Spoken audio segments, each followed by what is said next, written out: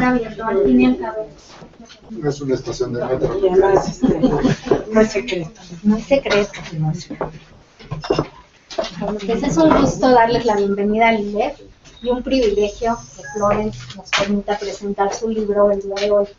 Yo no voy a presentar a Florence porque pues, yo creo que ellos algo hablarán de Florence, pero... De cuando era chiquita. No, lástima. Pues yo sí voy a hablar de ellos. Aunque ya los conozcan, pues yo quiero decir unas palabritas de ellos. Pues la doctora Estela Troya, pues un privilegio tenerla nuevamente con nosotros. Como nunca viene. No. Hoy se presentó. Bueno, Estela hizo su licenciatura en Psicología en la Universidad Nacional de Buenos Aires, es terapeuta en grupos por la Asociación Argentina de Terapia de Grupo, tiene maestría en terapia familiar en la Universidad Nacional Autónoma de Chihuahua, tiene estudios de doctorado en antropología en la Universidad Autónoma de México. Es miembro fundador del Centro de Investigación y Asesoramiento en Psicología de Buenos Aires, miembro fundador de la Asociación de Psicólogos de Buenos Aires, miembro del equipo México-Nicaragua de Salud Mental, coordinado por Mary Langer, 1982-1989, miembro fundador de la Asociación Mexicana de Terapia Familiar, miembro fundador de ILEF, no saben qué es, pero Es aquí. es aquí para los que no sepan. Consejera editorial de la revista del Instituto Chileno de Terapia Familiar,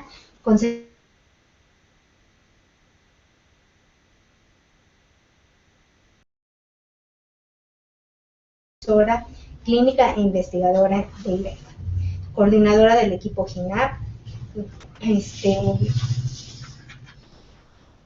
ILEF, es que no tengo lentes. Te puedo usar los míos. No veo, Estará cambiando profundamente. Investigación clínica en curso, el incesto simbólico, incestualidad como generador de violencia familiar y de pareja. Cursos, talleres y seminarios impartidos en universidades y en otros institutos de enseñanza superior de salud y salud mental en México, Chile, Argentina, Uruguay, Brasil, El Salvador, Nicaragua, España, Italia. Autora de libros, artículos en revistas nacionales e internacionales.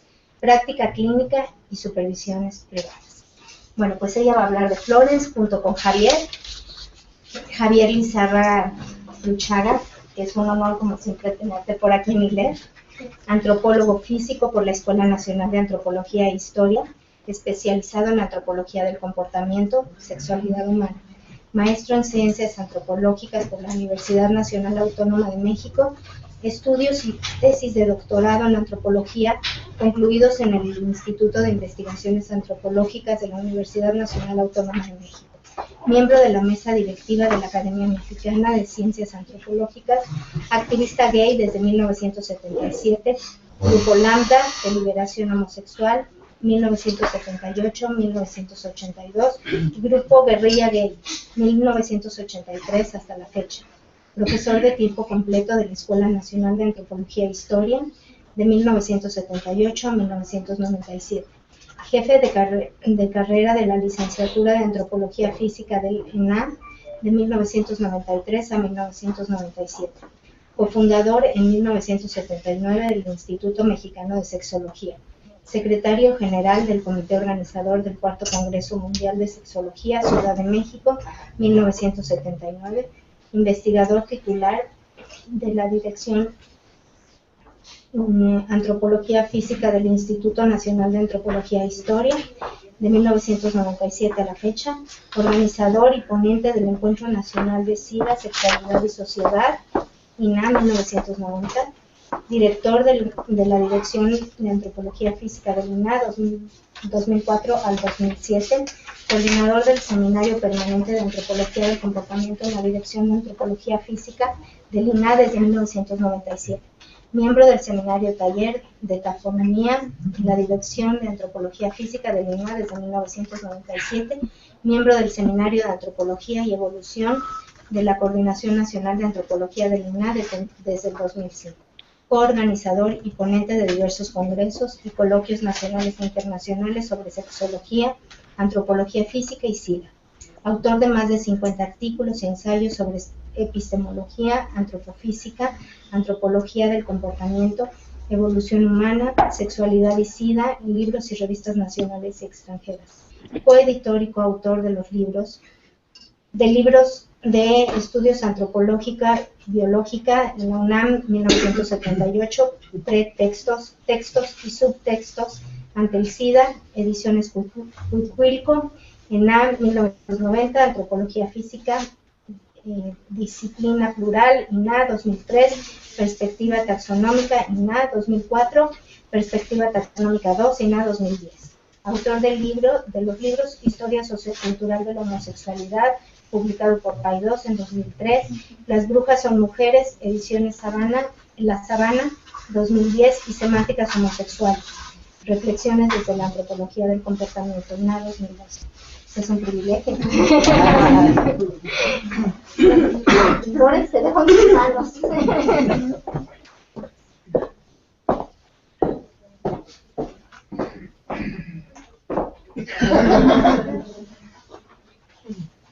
Bueno, yo quiero decirles que estoy muy contenta de estar aquí y ser copresentadora de un libro de Florence, que es mi guata del alma, y de quien además de querer mucho, respeto mucho como pensadora y como trabajadora.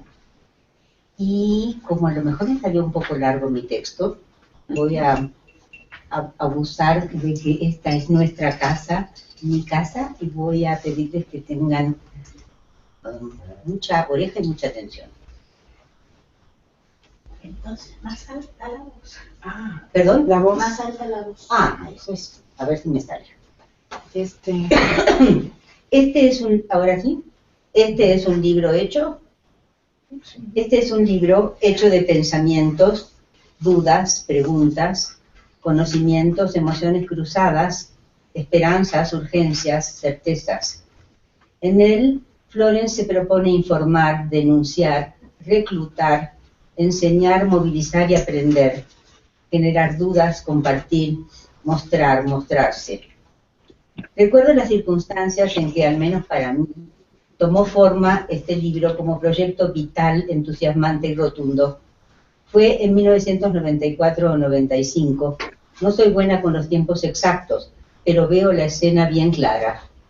Estamos en Nicaragua, en una reunión trinacional, México, Nicaragua, El Salvador, sobre desplazados de guerra de baja intensidad como integrantes del equipo de ILEF. Fue en Miramar, una playa bellísima. No recuerdo si porque no había jacuzzi, aunque las instalaciones eran buenísimas y las comidas también, porque nos daba pereza ir hasta la playa tórrida, o porque sí no más. Pero sé que estábamos, Florence, Juliana Montefiore y yo, retosando en la tina, compartiendo nuestros proyectos, contándonos qué queríamos hacer, investigar. Florence y Juliana dijeron inmediatamente violencia, yo sexualidad. Desde entonces, además o en medio de sus muchas actividades e intereses, Florence se sumergió en ese tema, mundo, lugar, horror, necesidad, y fue produciendo, hilvanando, entretejiendo este libro riquísimo que conjuga una exploración enorme acerca del enorme tema que aborda. Su gran conocimiento sobre nuestra Ciudad de México, experiencias personales como terapeuta familiar y auténticas reflexiones y preguntas transdisciplinares que abren caminos a seguir. Del extenso recorrido inicial por el pensamiento de antropólogos que en diferentes épocas han escrito sobre violencia, cito para comenzar, algunos que desde nuestro país proponen y sintetizan conceptos cruciales que se sostendrán a lo largo de todo el texto. Cito, la violencia es universal porque es plástica. No es ajena a las relaciones y a los afectos porque se hace presente en los encuentros y desencuentros, desde los materno-filiales hasta los políticos, pasando por administrativos, económicos, científicos y deportivos. Vivimos inmersos en ella e incluso no solo la promovemos, sino que la ejercemos sin reconocerlo. La violencia es omnipresente. Toda violencia es social y doméstica. Cita de Javier Lizarraga. Y otra cita es de Raimundo Mier, y que dice así: la guerra no es una exacerbación de la diferencia que lleva a la quebrantación del vínculo de reciprocidad, sino la fundación de otra relación, un desafío surgido del fracaso de la interpretación, del reconocimiento del arraigo y la historia de los signos del otro. Ese conflicto de las interpretaciones es el drama de la identidad. La guerra, como acto de intercambio, implica restablecer con la muerte o el sometimiento real el repudio del otro. Es el deseo y la tentativa de identidad que se levantan desde la muerte simbólica.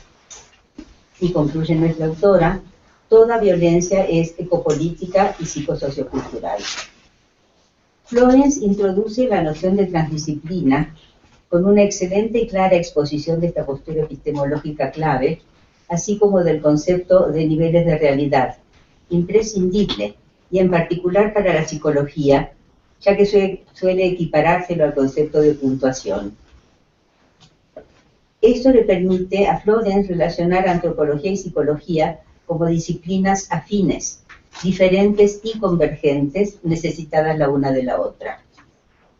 Entre tanto, en estas 100 primeras páginas nos ha ido advirtiendo, adelantando relatos, temas y ejemplos, temblando la cuerda de la emoción, molestando la cómoda postura de lectora interesada con sacudidas e interpelaciones a nuestra experiencia, a nuestros dolores, nuestras iras y violencias, con la que nos adentramos en su descripción de violencia estructural. Cito: la violencia estructural puede observarse donde quiera que la gente vive en condiciones sociales injustas y se ve privada de la posibilidad de realizar sus potencialidades humanas. Son aquellas situaciones en las que se produce un daño en la satisfacción de dichas necesidades, supervivencia, bienestar, expresión, identidad o libertad, como resultado de los procesos de estratificación social, sin necesidad de formas de violencia directa. En otras palabras, es la pobreza en todas sus dimensiones. Fin de la cita. Sobra decir que el racismo, la xenofobia y la misoginia son sus acompañantes eternas, y que ideología, economía y política retroactúan y se embuclan al generarla y reproducirla. Desde ahí entonces, qué hipócritas los exhortos a combatir la pobreza. La pobreza se genera y se reproduce, pero no por generación espontánea. Violencia y conflicto, nos aclara la autora, no son sinónimos. El segundo es el contrario a la ruptura. No es la guerra, sino, en palabras de Simmel, el movimiento de protesta contra el dualismo que separa. Y concluye con Bieborka: la violencia es la negación del conflicto. Esta distinción a mí me parece fundamental para la vida, y en particular para el quehacer clínico. Recuerdo que ILEF es una institución que se dedica a formar terapeutas familiares, por lo tanto hago alusión a la clínica desde esta perspectiva. Esta distinción entonces entre violencia y conflicto me parece fundamental para la vida, y en particular para el quehacer clínico, ya que remite a la dialógica, o sea, la capacidad de que dos posturas, dos personas, opiniones diferentes o contrarias, puedan permanecer en diálogo, tolerando la tensión de diferir, la desazón que produce no coincidir, sin someterse ni anularse mutuamente, admitiendo o comprendiendo el argumento del otro, aunque sin compartirlo. Florence señala algunas características de la contemporaneidad que inciden dramáticamente en las sociedades, los grupos etarios, las familias, las ciudades, ejemplificándola con precisión en dos colonias de la Ciudad de México, la Peralvillo y la ex hipódromo de Peralvillo. Indica tres procesos históricos identificables e interconectados, contemporáneos: revolución y transformación tecnológica sin precedentes, economía global y producción y gestión económica e informacional. Ellos generan transformaciones en los cuerpos, las mentes, emociones y conductas de sujetos y sociedades, en tanto producen transformaciones y trastocamientos, no solo de los conceptos, sino de las vivencias del tiempo y el espacio, ejes que sustentan nuestra ubicación en el mundo. Se ha producido una experiencia de ubicuidad real gracias al Internet, pérdida y simultáneamente acentuación de diferencias sociales, idiosincráticas, étnicas, ilusión de pertenencia al primer mundo, a un jet set imaginario, junto a una pauperización creciente y aumento de millares de personas migrantes y desplazadas, una acentuación de diferencias por edades, sexogéneros, identidades, proliferación de lo que Marc Roget llama no lugares, transformaciones y fragmentaciones de mapas mentales urbanos, de territorios y países, construcción y anulación de fronteras. Florence pregunta, ¿a qué nos referimos cuando decimos que los sujetos internalizamos discursos, lenguajes, cosas, emociones, valores como parte de nosotros mismos? A que todo ello, como constituyentes de nuestro mundo, afectan y troquelan el desarrollo y la experiencia de nuestro ser sujeto, y que las personas criadas en culturas diferentes experiencian sentipensamientos diferentes que se expresan en lenguajes y reacciones diferentes. El ajuste constante y su ritmo vertiginoso marcan formas particulares de devenir sujetos, de generar subjetividades, de entretejer intersubjetividades.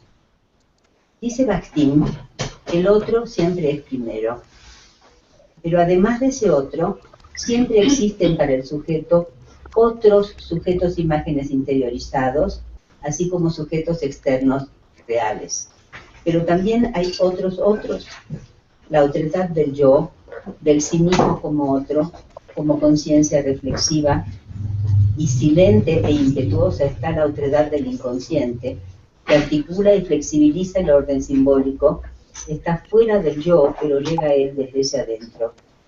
Por ello el sujeto, además de vivir en interacción, interrelación y vinculado al otro, está constantemente amenazado, urgido por esas otredades internas, buscando permanentemente conocerlos e ignorarlos, y a la vez en pos del reconocimiento de esos otros de dentro y de fuera.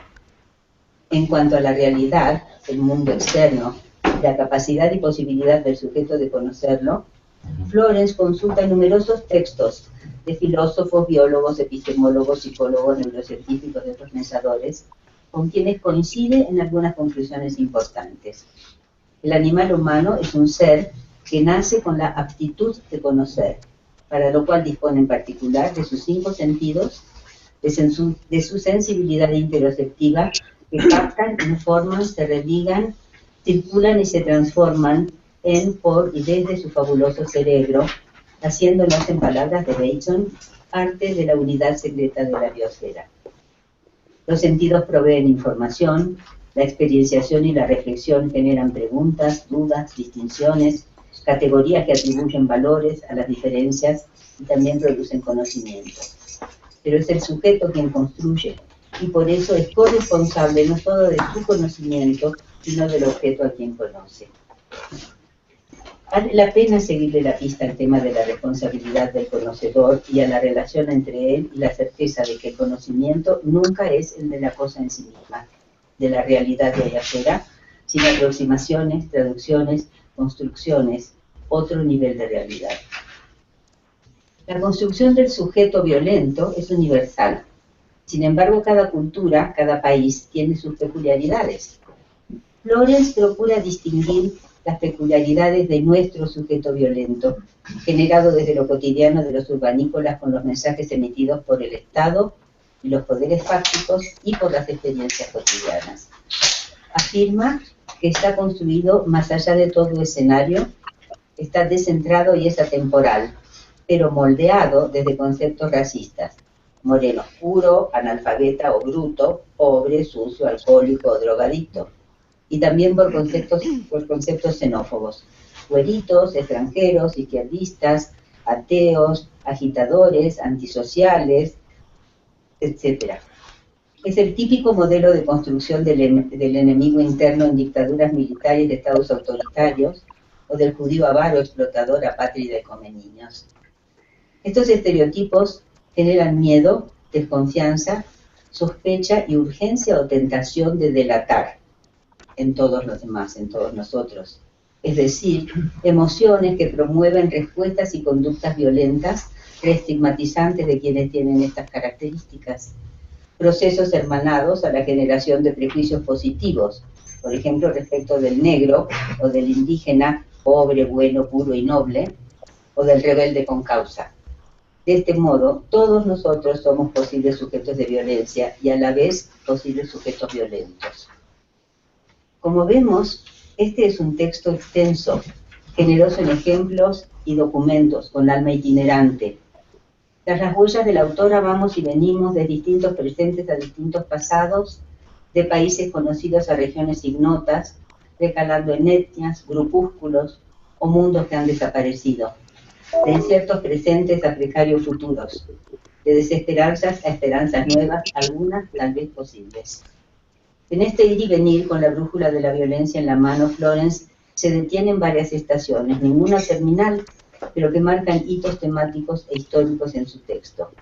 Violencia en la familia, violencia como enfermedad, historia y rostro de la violencia en la infancia, la juventud, la vejez, violencia de género.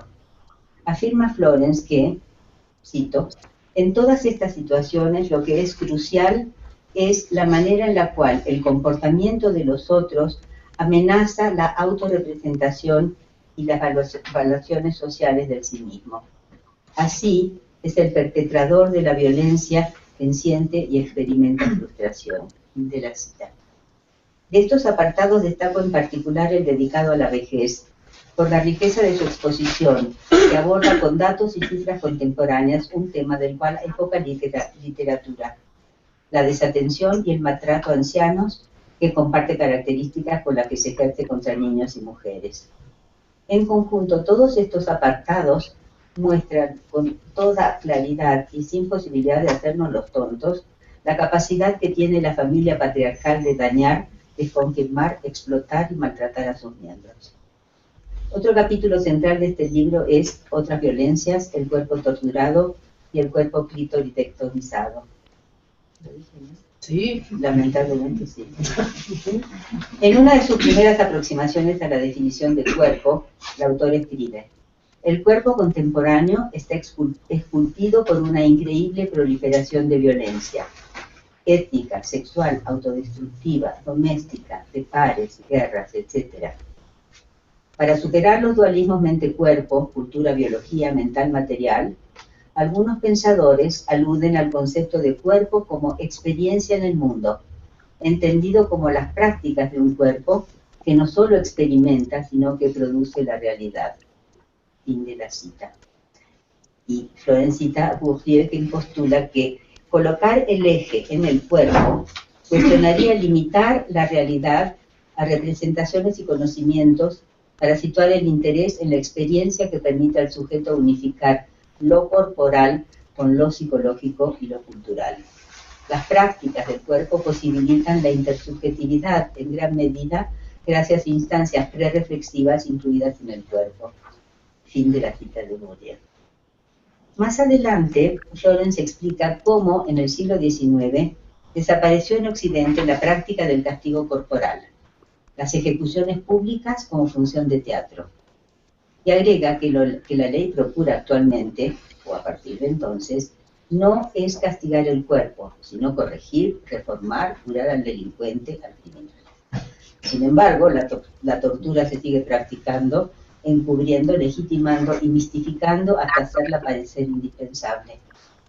En 1973, Amnistía Internacional definió la tortura como el dolor agudo infligido sistemática y deliberadamente a una persona a un tercero por parte de otra, para lograr el propósito del que lo inflige contra la voluntad del que lo padece. Fin de la definición de amnistía. Su objeto es quebrar, desaparecer al sujeto, hacerlo arrepentirse no de sus actos o de sus convicciones, sino de haber nacido. Que tenga conciencia de ello y conciencia de traicionar a sus compañeros si los delata, a inocentes si miente, a sus convicciones y reniega de ellas. Otro objetivo es aterrorizar a quienes pretenden desobedecer, cambiar o cuestionar el status quo. Matar de golpe, incluso ejecutar a alguien de una vez, priva del placer de torturar y del logro de los objetivos de la tortura. ¿Cuál es la vivencia, la emoción, el vértigo, el placer del torturador?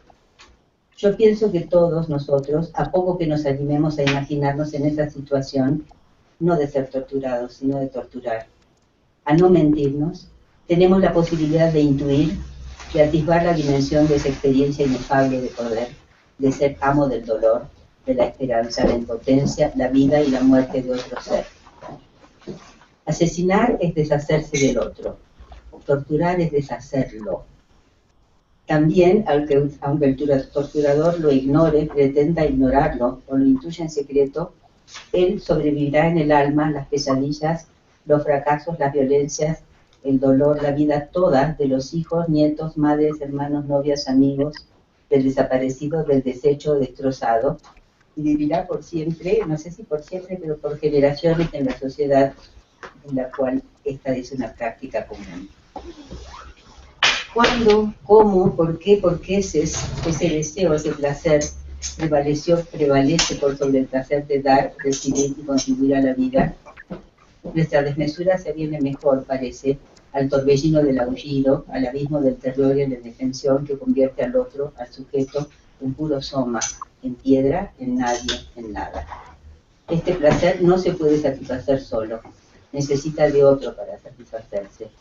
El poder del Estado o de otro más poderoso que el torturador lo elige, lo designa y lo dota de impunidad, al menos hasta que el torturado se desvanece en el tormento. Yo me pregunto, ¿habrá algo de calma o descanso allí? Por último, y como quien sale de un túnel abriendo una puerta que lleva a una región inmensa con caminos desconocidos e imprecisos, Florence, como la esfinge, pregunta a quienes caminamos por sus páginas. ¿Son sinónimos la violencia y el mal? Ella piensa que no. Yo estoy de acuerdo con ella. Dice Florence, si el mal no es un valor o una calificación del juicio moral que puede oponerse al bien en la carta tranquila de la razón práctica, ello se debe a que el mal es ese enigma que persiste en el corazón de cada hombre, así como en el fundamento del vínculo social. Y agrega, citando a Fischer, el mal se designa principalmente como lo extraño, lo ajeno, pero ese carácter extraño ha de situarse en el interior y en el exterior. Existe un salvajismo exterior que es menester saber conjurar, pero no es menos cierto que cada uno de nosotros puede llegar a ser ajeno a sí mismo. Este autor sostiene que pensar en el mal supone tener en cuenta tres discursos: el de la política, el del psicoanálisis y a la literatura como palabra irreemplazable. Cultura y violencia se condicionan mutuamente. Spinoza consideró que el bien y el mal no existen, son solo formas de pensar, narrativas, construcciones. El mal puede ser bien a veces y a veces el bien mal. En su diccionario de psicoanálisis, Lafrange y Pontaly enfatizan la importancia, incluso la novedad, de la noción de ambivalencia, que consiste en, por un lado, el hecho de que mantiene la posición del tipo sí, no, pero con la novedad de admitir la simultaneidad e inseparabilidad de ambas afirmaciones. Por otro lado, reconoce que esta posición básica se halla en distintos sectores de la vida mental. Florence nos recuerda que antes que ellos, Freud, en su análisis de la ambivalencia psíquica, advirtió que el hombre toda su vida estará en perpetua lucha entre Eros y Tánatos. En términos de Morin, el hombre es Homo sapiens demens, una de cuyas características es también su dificultad para aceptar la ambivalencia, la simultaneidad de los pares de opuestos, bien, mal, amor, odio, aceptación, rechazo, quiero, no quiero, puedo, no puedo. Casi al terminar, Flo dice sencillamente, nos complace la representación de la civilización como un orden armónico. Nos sentimos más seguros al invocar la violencia como algo ajeno, cuando no lo radicalmente opuesto al proceso civilizador. Fin de la cita. Pero la desazón y a la vez la buenaventura es entender también sencillamente que ambos, bien, mal, amor, odio, etcétera, etcétera, etcétera, pertenecen a la vida. No hay otro lado, no hay ningún otro extremo opuesto a la vida en el que puedan estar. De ahí que a cada uno, a todos nosotros nos toca. Inevitable y afortunadamente, Florence ha hecho para su libro una selección de pensadores y pensamientos, además de expresar los propios. De la misma manera, en este texto es la selección y comprensión que yo hice de su libro. Les invito entusiasmadamente a hacer lo mismo. Por último, Cito a Florence, que cita a Fernando Vallejo en su novela El desbarrancadero. Y dice Vallejo: no hay forma de no nacer, de impedir la vida, que puesto que se dio es tan irremediable como la muerte. Punto y basta. Dixit. Muchas gracias.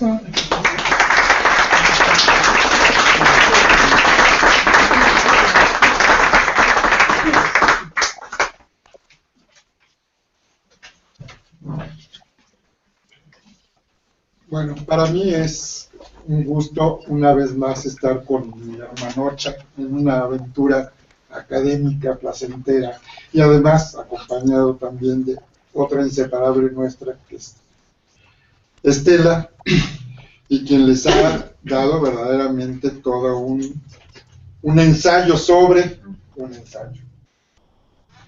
Y a mí me queda poco por decir, pero nunca me he quedado callado. Esta vez es una amenaza. Al hablar de violencia, no es raro que tanto periodistas como investigadores, padres de familia, ministros de culto, abogados y quienes se encuentran en las redes sociales, en el ciberespacio, intercambiando noticias, citas de hombres y mujeres vueltos institución, lo hagan en términos maniqueos y adoptando tonos triviales de sentencia, con visos de telenovela o de tabloide amarillista. Utilizando múltiples términos y adjetivos calificativos, tales como vandalismo, feminicidios, víctimas colaterales, malvivientes, psicópatas, que cobran presencia y nutren lo que se dice, a veces sin mayor reflexión, en insustanciales o alarmantes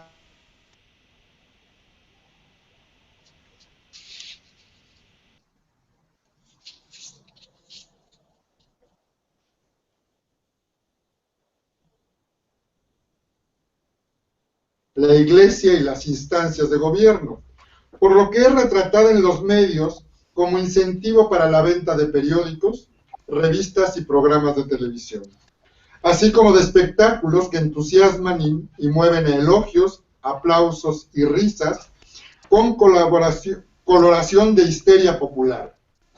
Numerosas modalidades de la violencia son tema que se vuelve imagen en el cine y palabra en no pocas canciones que entusiasman a jóvenes y no tan jóvenes. La violencia es fenómeno tan viejo como la especie sapiens demens misma, aunque quizás no exclusiva del animal humano, sino presente en especies con complejos sistemas nerviosos y organizaciones sociales, como los delfines y los chimpancés. Por lo mismo, es necesario reconocerlo como fenómeno complejo, que para ser abordado y analizado, no basta con la indignación y el escándalo que provoca. Tampoco termina en ese gusto por las experiencias bañadas de adrenalina o en los ires y venires de la política nacional o internacional. Es un derivado de cualidades comportamentales y contextuales que devienen en realidad con infinidad de rostros. Ello explica por qué se vuelve objetivo de estudio y mueve a interesarse en consolidar ángulos de aproximación al fenómeno, como lo es la antropología de la violencia.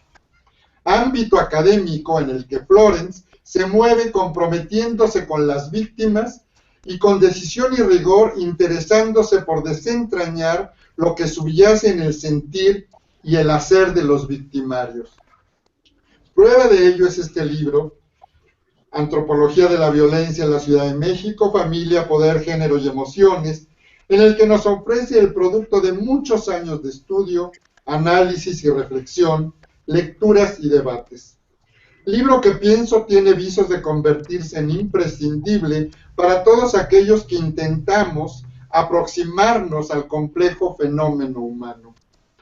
Texto cuyo título ya nos habla de algunas de las muchas aristas que dan cuerpo al fenómeno de la violencia: las biologías y las instituciones sociales, la cultura, las costumbres, las ideologías y las emociones, aunque no se limite a ninguna de esas realidades, porque el todo no es la suma de las partes, sino mucho más.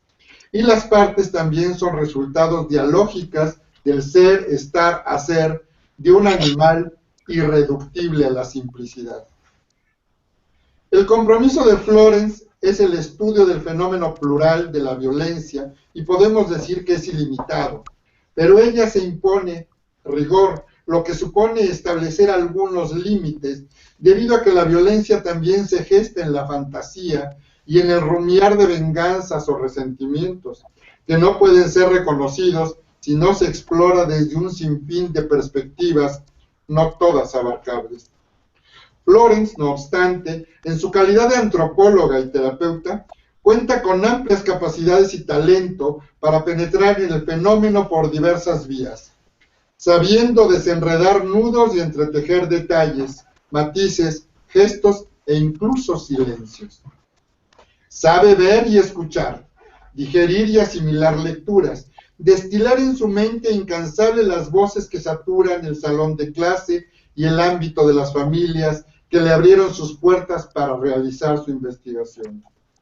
Como mujer académica, pero además cariñosa, amorosa, Florence también es capaz de comprometerse con las edades de los sujetos, jamás contemplados como casos fríos o numerados, como también es sensible a los cuerpos torturados de mil y un formas, lo que la mueve a avanzar con cautela y decisión a un tiempo. Ella entiende que es imprescindible no confundir violencia con agresividad, porque si bien son fenómenos emparentados en la laberíntica realidad del comportamiento del animal humano, suponen intencionalidades diferentes, implican y producen lógicas y dinámicas no solo distintas, sino también distantes en sus semánticas y resonancias, tanto individuales como grupales y sociales. Y es que la violencia es plurívoca y dinámica, y escapa a las rigideces e imprecisiones de las definiciones de diccionario. Cito: utilización de fuerza en cualquier operación, manera de proceder, particularmente un gobierno en el que se hace uso exclusivo o excesivo de la fuerza. Fin de la cita. Por más amplias que hoy en día sean las definiciones de violencia, ya que en la actualidad los diccionarios se abren a formas específicas de la misma, reconociendo una violencia doméstica. Cito: la ejercida entre personas que conviven bajo un mismo techo, incluso sin tener relación de parentesco. Generalmente se refiere a la ejercida por el varón sobre la mujer, que es o ha sido su pareja, conviva o no con ella. Fin de la cita.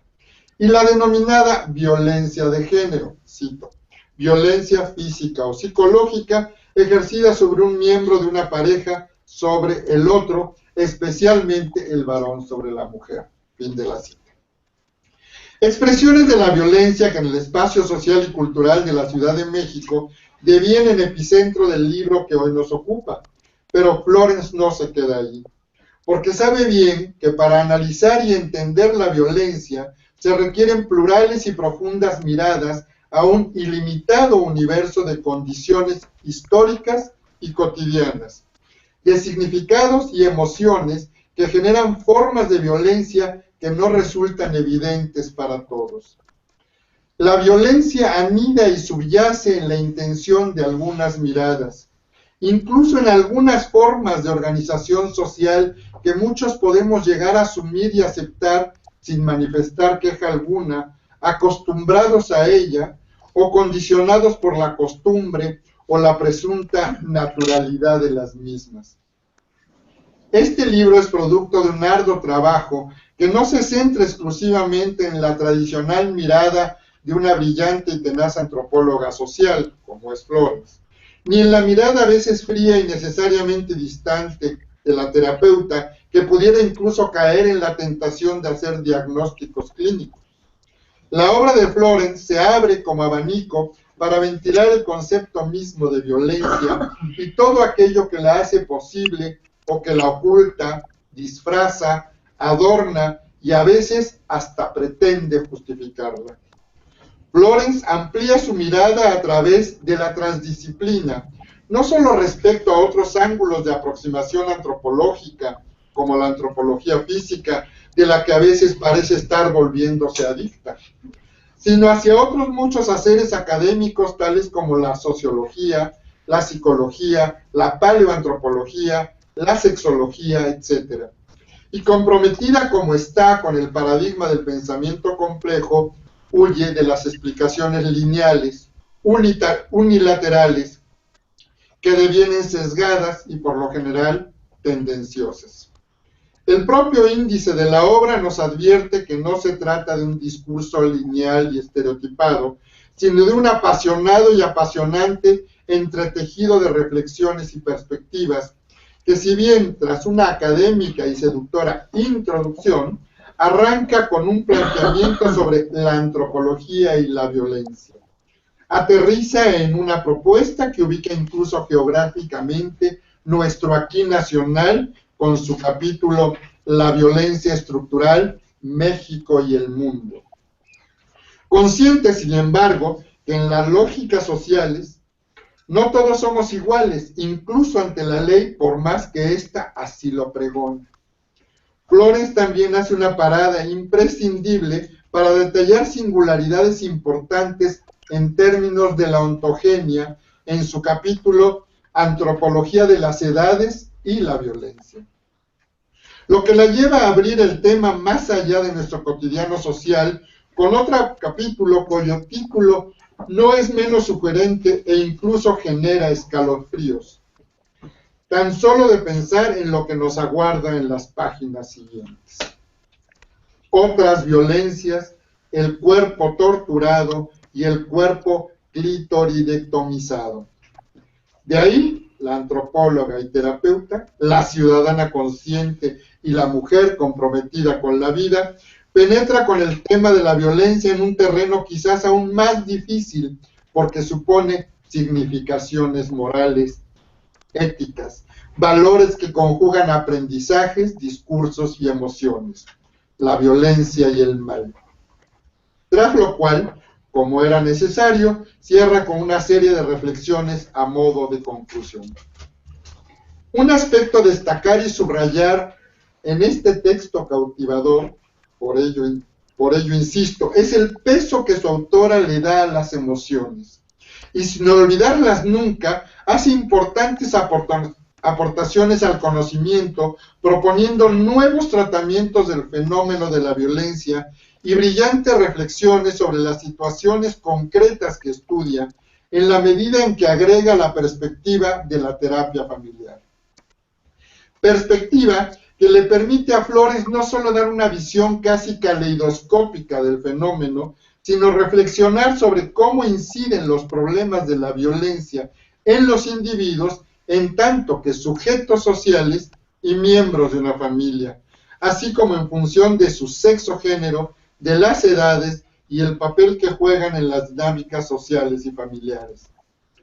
Flores, a través de las 400 páginas de su nuevo libro, elabora una auténtica disección y una fina reconstrucción de un rasgo comportamental que no solo es imperativo de agresividad, como es de suponer, sino del resto de los imperativos comportamentales, dado que la territorialidad da pie y contenido para transformar acciones agresivas en violencia, particularmente cuando el territorio se cierra y limita a la recámara matrimonial, al domicilio conyugal, a la vecindad o al barrio.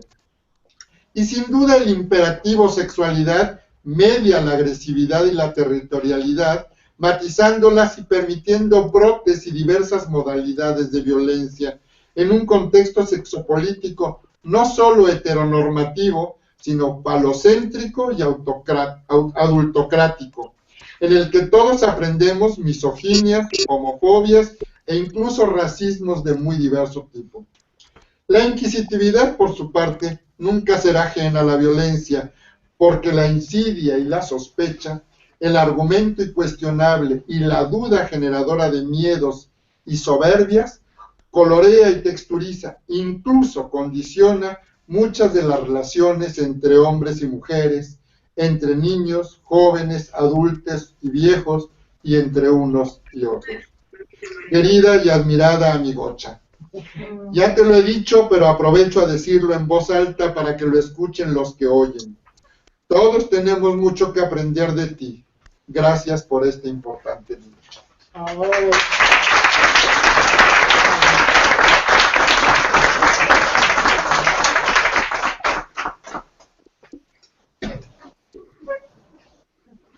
Bueno, quedaron anorados. Conmovidos.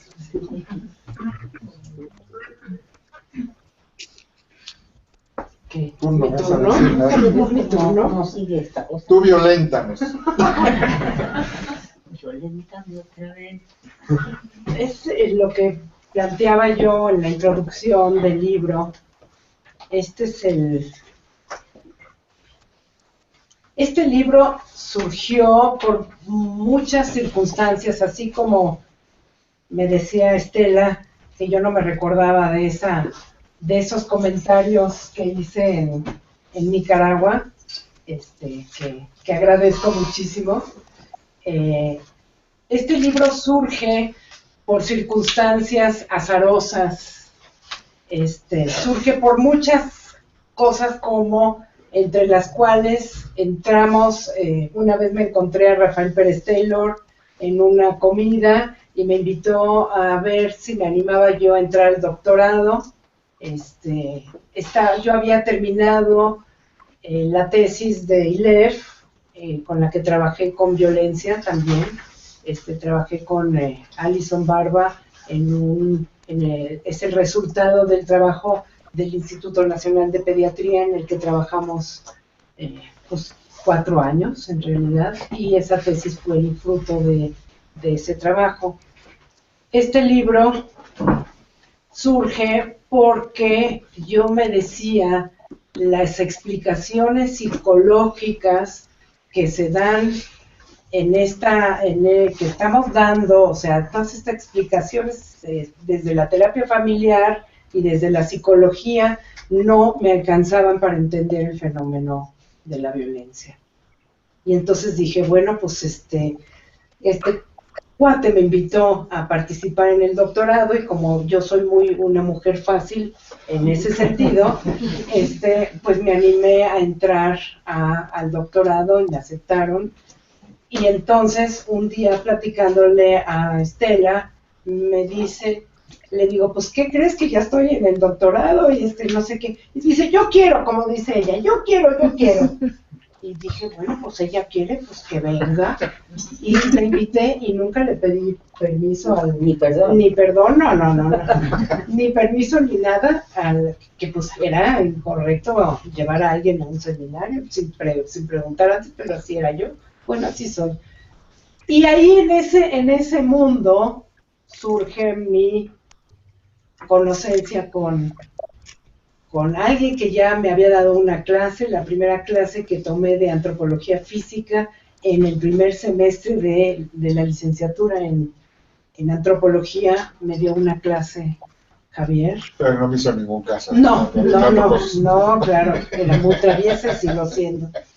Y entonces, de ahí surgió esta idea de seguir con la situación y las problemáticas de la violencia. Y claro,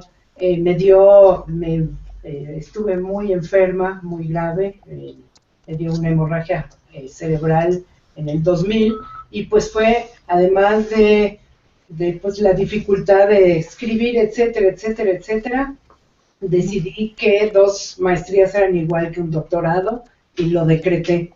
Pero hace 6 años, es decir, en el 2008, por ahí, o 2006, no sé, otra colega antropóloga me invitó a participar en el posgrado, y bueno, pues me fue seduciendo, y como soy muy fácilmente seducible, pues entonces me dijo, ya tienes la tesis, ya tienes un chorro de cosas, ¿por qué no la escribes? Y entonces caí otra vez en esa provocación, y este es el resultado.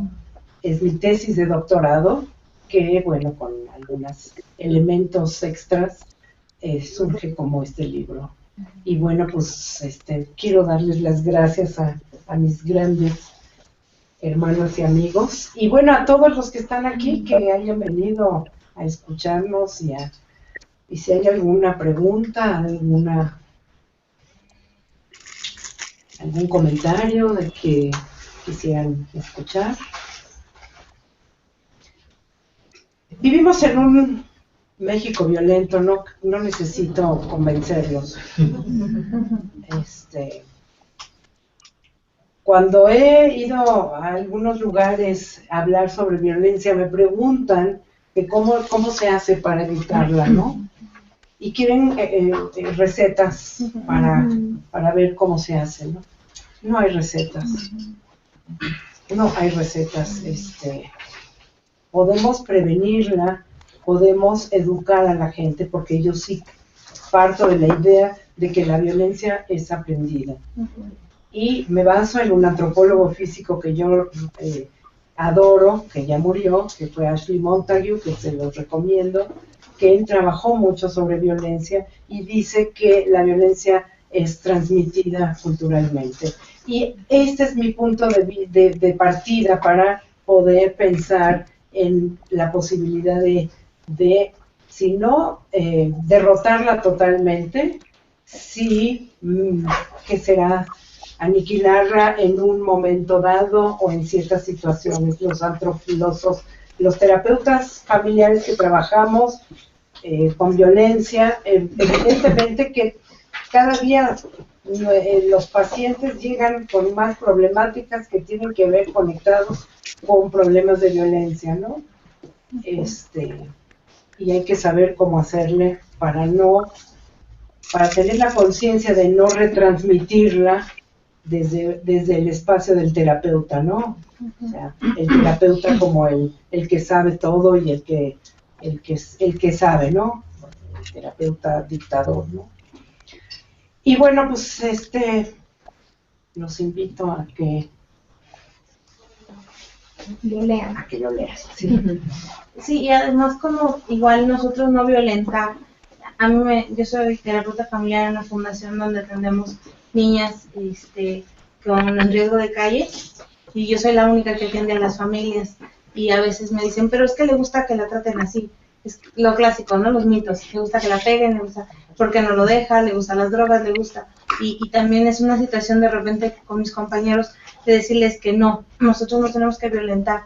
Me ha tocado con las familias que trabajo, y también doy clases a nivel de maestría, explicarles a mis alumnos que nunca hagan los chistes de, pues le gusta que le pegue, le gusta estar ahí, es porque le gusta tener un hombre, es porque X, todas estas situaciones, porque de repente hay otras personas que aunque sean profesionistas sí creen en eso, y se burlan demasiado, y se burlan de la situación de la mujer o de los hijos maltratados, o del hombre que también llega a ser bastante violentado, humillado sexualmente, humillado por no tener un trabajo, etcétera, y que eso también de repente puede ser un punto ciego para la gente que trabaja con las familias o con las personas. Sí, qué bueno que me dices esto, porque acabo de leer un libro en el que una de las autoras plantea que en Alemania hay un shelter para hombres golpeados. Sí.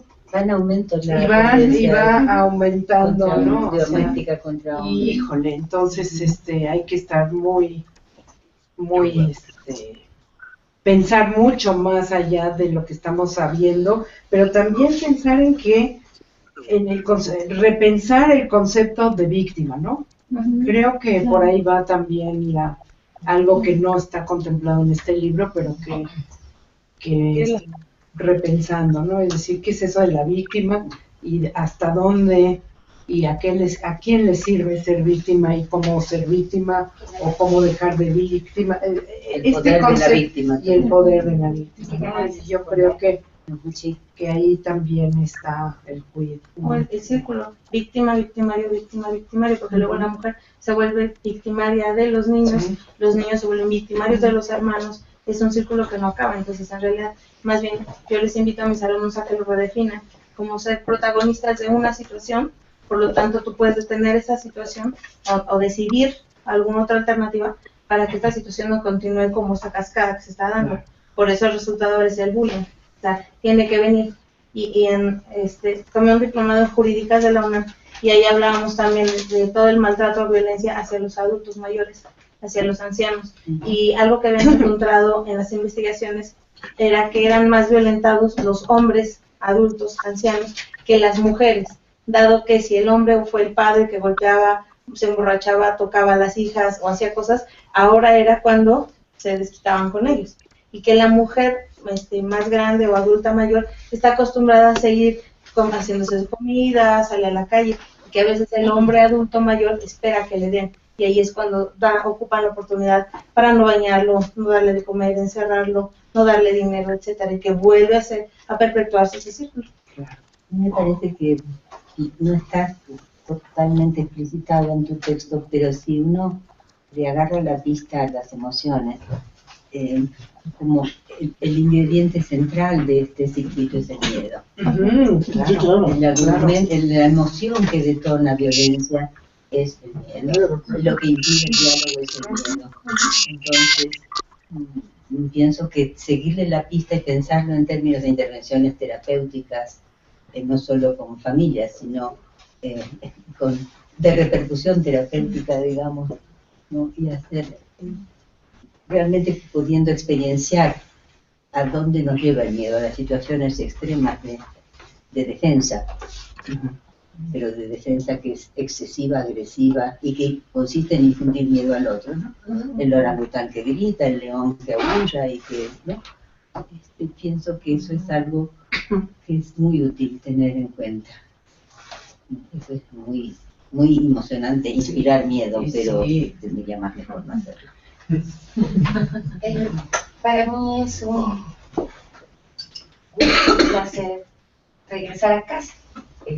Hace algunos años tuve oportunidad de estudiar aquí mi primer diplomado en violencia. Y realmente el compromiso que nació en ese allá y entonces, pues ha sido profundo, ha sido importante. Pero a ratos es como una lucha solitaria. A muchos ratos. Es estar en ámbitos y en lugares donde estamos obligados a atender, a ver, a cuidar, a procurar al otro y hacernos de la vista gorda y de los oídos sordos. Y que si uno se atreve a levantar la voz y a decir, generalmente somos como reiteradamente violentados. Es una realidad que no se quiere visualizar. El tema de visualizar la violencia, el de nombrarla, para poderla detectar y para poderla detener, de verdad es un tema pendiente en la política pública, pero también en otras instituciones, como bien lo decía el maestro, también en la parte, por ejemplo, fundamental de casa, ¿no? A ratos me parece que el monstruo de las 100,000 cabezas es la violencia. En todos los ámbitos, en todas las circunstancias. En la mañana escuchaba a otro gran maestro, querido también de aquí del UNED, al doctor Wally, diciendo una cosa impresionante que a mí me volvió a mover. Dijo, debemos de caer en cuenta que todos podemos en algún momento de la vida ser violentos. Y la violencia no se gesta y se genera únicamente en el otro, sino también de dónde mi responsabilidad que pudiera ser. Y decía, grita y maldice y dice un cura, un juez, un policía, gentes de autoridad, ¿no? Y por ejemplo el ámbito donde nosotros nos desarrollamos es el ámbito educativo. Nadie ha nombrado la violencia docente, pero existe, y existe de entre manera... docentes. Sí, de hecho, una de las propuestas de su servidora es precisamente eso, las violencias que se vivencian en la violencia escolar. El gran escenario es la escuela, es violencias que vienen de fuera, que se instauran y que se quedan y que generan otras nuevas violencias. Las violencias donde llaman muchas mamás diciendo que son maltratadas continuamente entre pares, que es la violencia famosa bullying entre pares, entre escolares, y también mobbing, y también violencia jerárquica, multidireccional, de docente a docente, de docente a alumno, de alumno a responsables de cuidado de clase. Es una verdadera mezcolanza, por eso yo lo llamo el monstruo de las 100,000 cabezas. Escuchar al profesor con esta manera poética de abordar el tema tan doloroso, de verdad a mí me conmueve. Por eso cuando dijeron, ¿cómo se siente? Muy conmovida de venir a escuchar voces y preocupaciones en común, en conjunto, cuando te escucho, compañero, ¿no? De decir, bueno, somos muchos, pero no nos hemos identificado. No nos conocemos, menos nos vamos a poder reconocer, ¿no? Entonces, qué gusto volver a casa, maestra. Prometo aplicarme y leer el libro. Ay, gracias. Gracias. Ahorita que estabas hablando de esto, he tenido algunas experiencias de gente que dice, o sea, que me preocupa mucho no saber claramente qué es violencia. Y hoy todo es violencia. Es decir, los niños ya pueden pegarle a los papás, tienen el derecho, ¿no? Todo, es decir, hay una exageración, yo siento, en el discurso también, y eso tenemos que ponernos bien abusados para no caer en ese discurso en que todo es violencia, y no es cierto. No es cierto, y eso lo tenemos que tener bien claro. Y por eso me apliqué, como bien dijo aquí mi amigo, en definir la distinción, es importantísima, entre violencia y agresión. Sí. Y si no la tenemos clara, entonces no tenemos para dónde ir, no tenemos ni cómo ayudar a los pacientes, ni a las familias, ni a nadie. Se me olvida. Sí. Sí, quizá cuando hablaban de las víctimas, pensaba en este tema de las definiciones de víctimas y cómo pensamos a las víctimas, ¿no? Y alguna vez estuve por allí hablando de la corresponsabilidad y la co-construcción de la violencia, ¿no? Pero de repente es que yo sentía que, además estaba invitada por la Sociedad Mundial de Victimología, y yo hablando de esto, y ya me querían sacar con tomates en la cabeza, o sea, porque es esta idea de víctima, de la pobre víctima que está en ese lugar, puesta ya en una identidad inmóvil y estereotípica, ¿no? De ser la pobrecita que recibe, y realmente hablar de corresponsabilidad y co-construcción de la violencia, decía yo en ese momento, pues es que también nos ayuda para que la víctima tenga esperanza de no ser victimizada, o sea, que no se quede en ese lugar de ser la pobrecita que recibe eso, ¿no? Pero tristemente...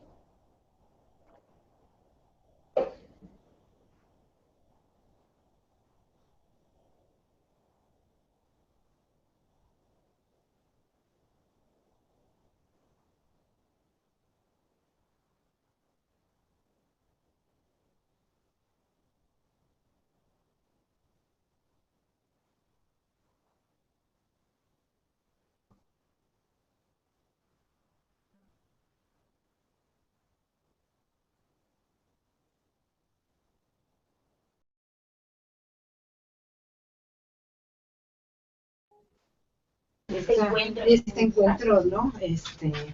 Si hay alguien antes que quisiera hacer otro comentario, pues miren, llegaron al vino.